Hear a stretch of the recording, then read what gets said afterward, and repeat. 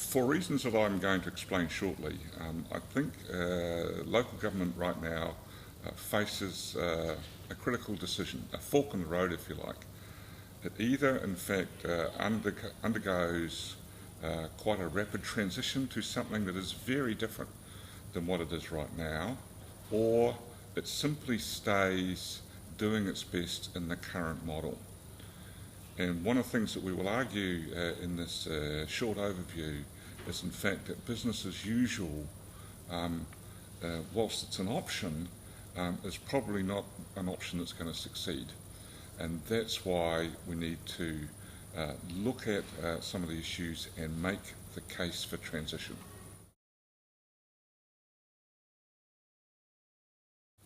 Let me first talk about limits. In all the dialogues and all the conferences, the things that all of you know well, the reality is that many parts of local government are at their limits. Let me summarise it like this. There are many other aspects to it. The first thing is there are rising and competing expectations for local government services, and local governments simply don't have the capacity to provide that. Secondly, local governments are being asked to undertake more and more roles beyond the traditional roads, rates and rubbish that anchored, if you like, its activities in the early part of the 20th century. The third thing that I think is at its limits is the ability of local government to act in a way that resolves the tension that it in fact has with all of these roles. And the tension comes from its role as a regulator, if you like a policeman. These are the things that you must do. Its role in terms of creating contracts, and finally its role in terms of how it engages community. Those roles are continuing, are important roles, but each requires a different style of acting, and the community finds it very hard to reconcile those roles, as I think do many of the people in councils. The fourth issue that I think is important here is that local government has many complex policy issues that it needs to resolve that require a lot of things to come together, and for them to be solved, then they have to encourage communities or groups of people to act in a voluntary way, in ways that they might not wish to do. And that's becoming very difficult for local government to prosecute. The fifth issue is the one that you know well, and that's the one around funding pressure, the funding of ongoing maintenance, the funding of new projects, the capacity to provide. And in fact, the statistics say that between 30 and 40% of all local governments are unsustainable from a funding perspective. The sixth issue is the capacity to provide. How does local government get access to the knowledge and the skills that it requires to solve all of these difficult issues that sit in front of it? How does it cope with communities that seem to be in some parts either dying in front of their eyes, or in other parts growing so fast that they simply don't know how to cope with them? And last but by no means least, there are a whole range of what I would broadly call sustainability challenges. They relate to reactions to extreme weather, to issues around water, to the rising costs of oil and the daily commute, to waste, to issues around soil and catchment. All of those things acting together, I think, make it problematic for local governments.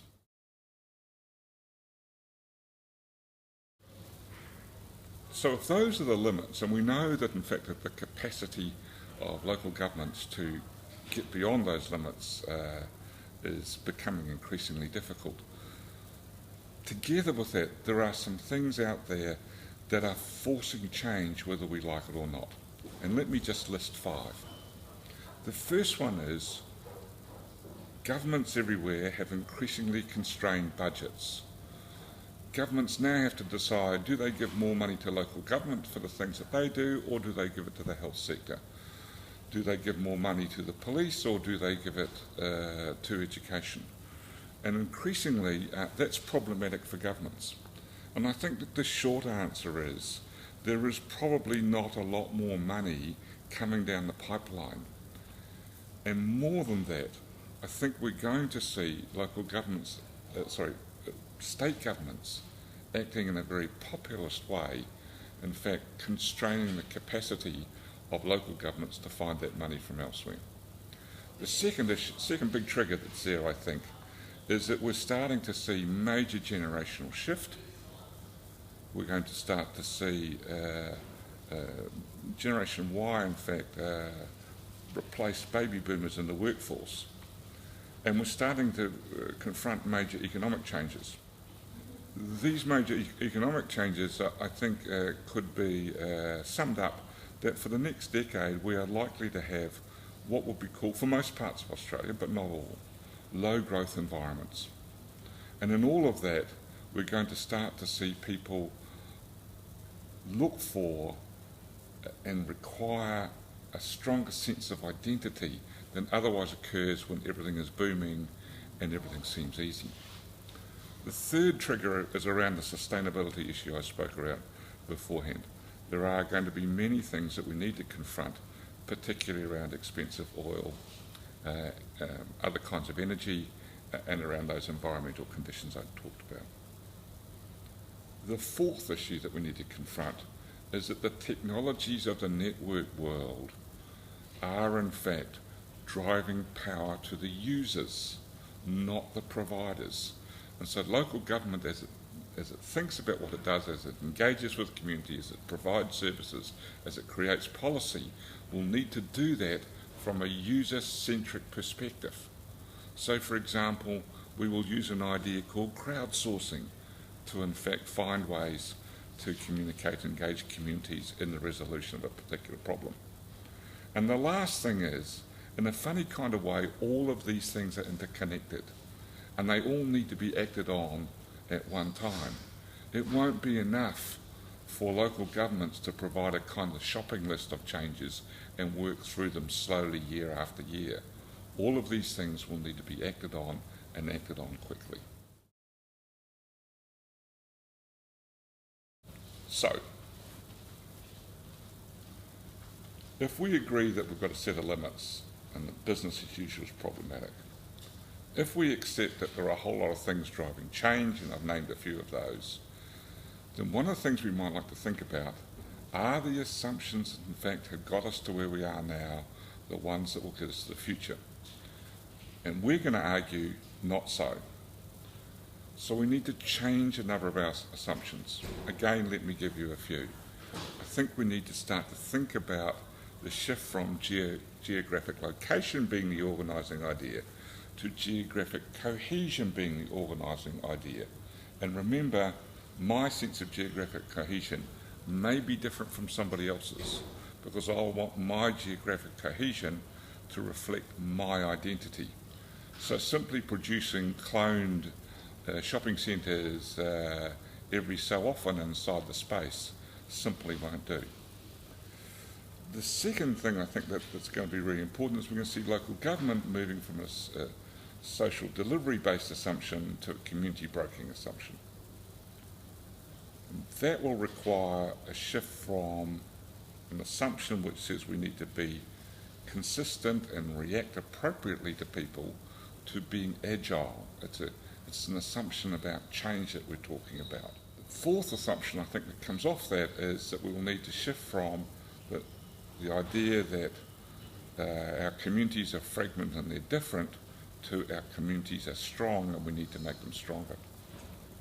And finally, and this is really important for the particular debate we're in right now, we have to stop talking about the future of local government and what that might be, and start the process of transition and transformation, because the time to do that is now.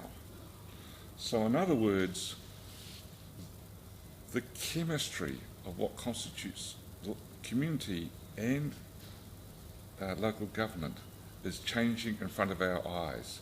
And if the chemistry changes, the assumptions that underpin those reactions also change.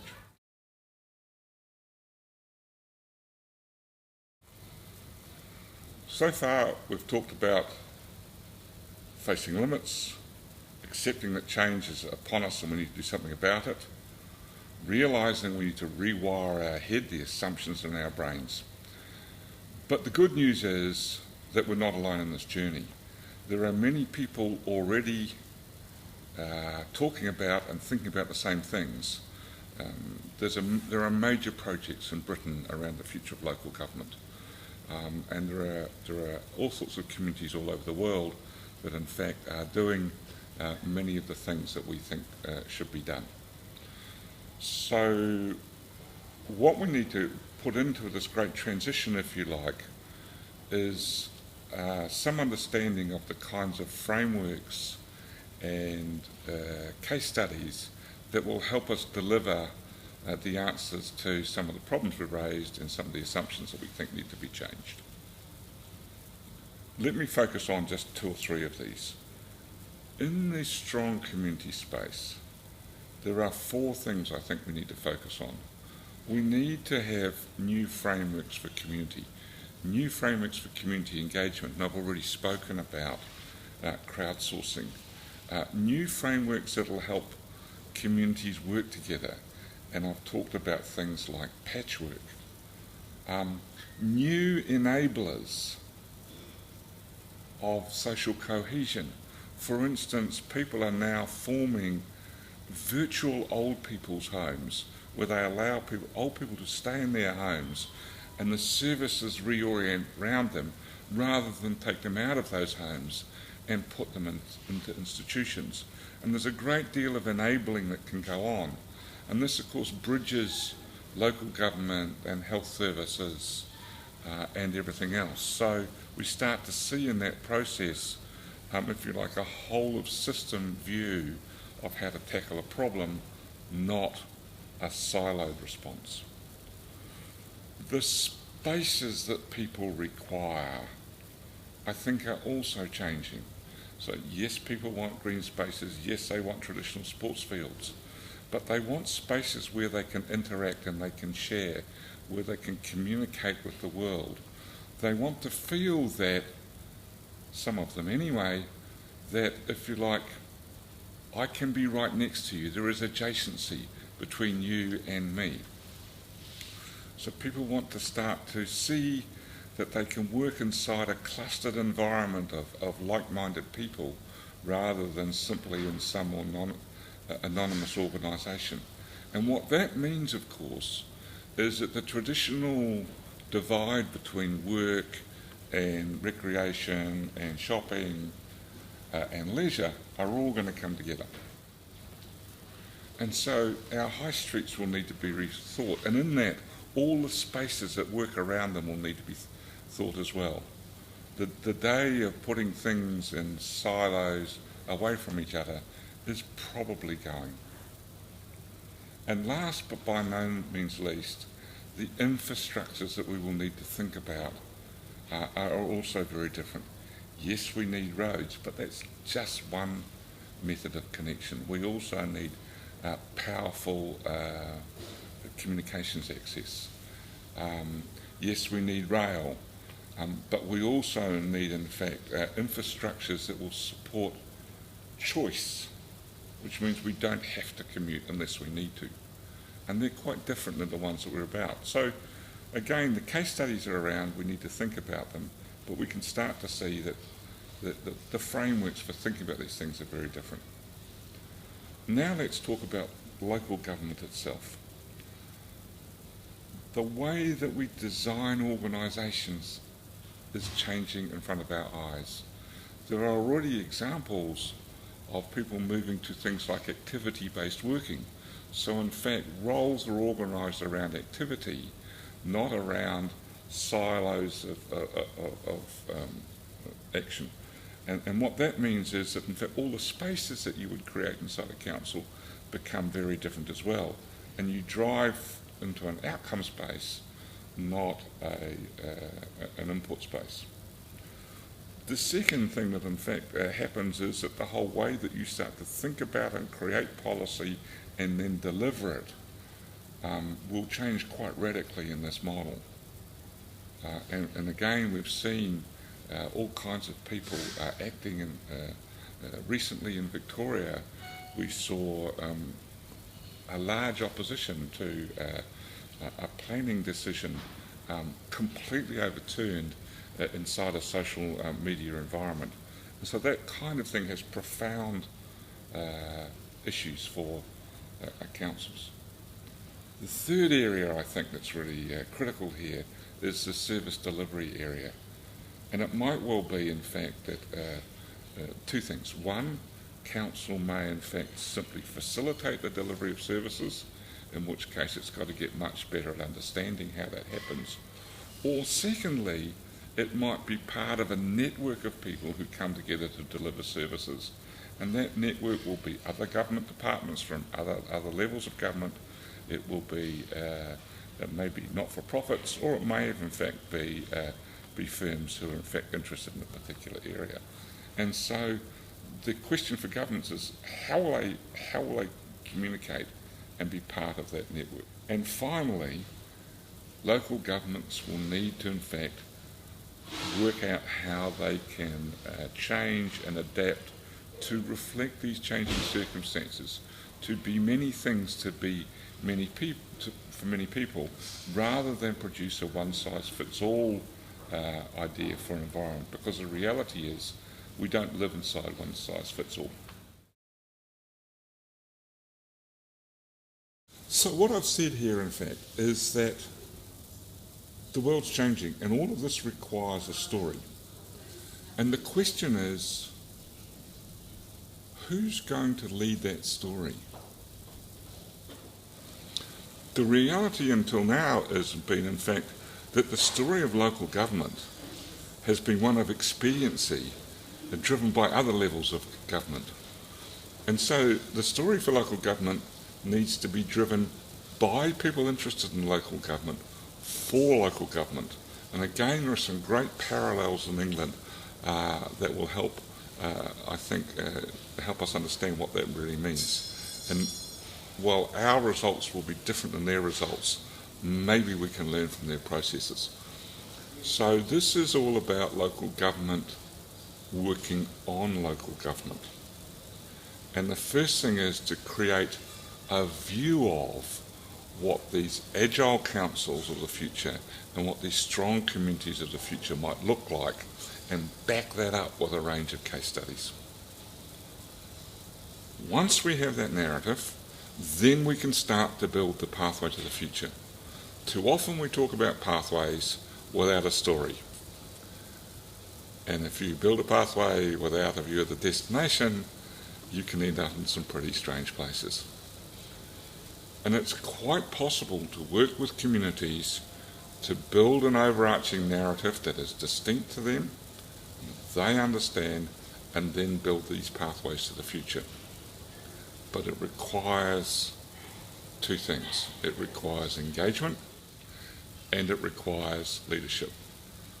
And I think that this will be about authentic leadership. So, here's the challenge. If we are truly to, in fact, make the transitions that I've spoken about in this video, then we need to invest in authentic leadership. We need to, in fact, create groups of people who can reinforce each other as they learn and drive their way through this process. What we can do then is find the things that work and quickly accelerate those into every part of the communities that want to be part of the transition. And the material that you will see in front of you from here on, in fact, represents the core ideas, the logic, the case studies, and some of the opportunities that this transition creates. Let's remember, if we don't choose the transition and lead it ourselves, then somebody will do it for us. Is that the option you want to take?